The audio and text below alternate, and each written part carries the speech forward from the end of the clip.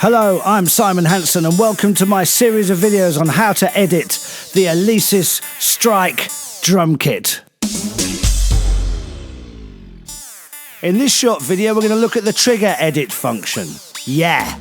Trigger edit function is all about how you hit the drum and how that's interpreted by the Strike module so you can make the kit feel comfortable and respond perfectly to your playing.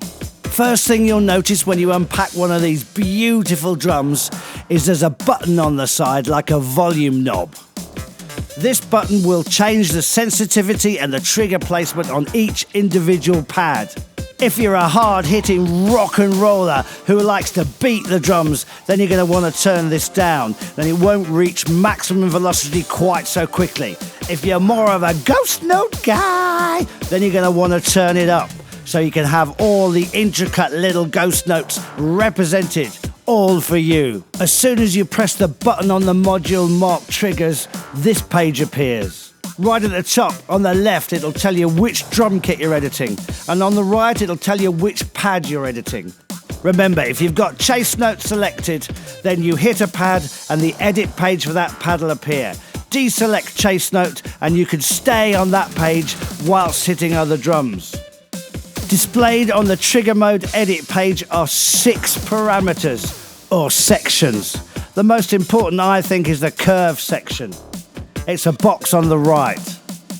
The curves are set in linear mode, which is a straight line from quiet to loud. This curve represents how hard you hit the drum as to what sound it will make. You can go through some presets. If you want it to get louder later or louder earlier, you can do it in this mode. The sensitivity button is similar to the button on the side of the drum itself. If you want to make it easier to make loud noises, you turn the sensitivity up. If you want to make it harder to make loud noises, you turn it down. Re-trigger button is a great button, especially for bass drums.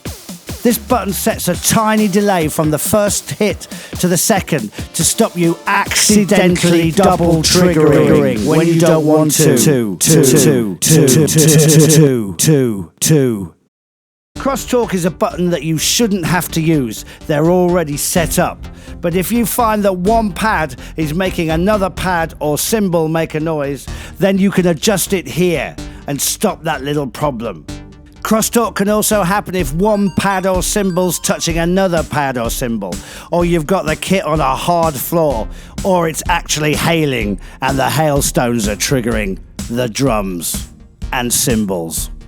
Threshold button lets you set where the drum starts to make a digital noise. The higher the threshold is set, the harder you have to hit the drum. Yum. And the second box on the bottom right is for input type and crosstalk send. These shouldn't need to be adjusted.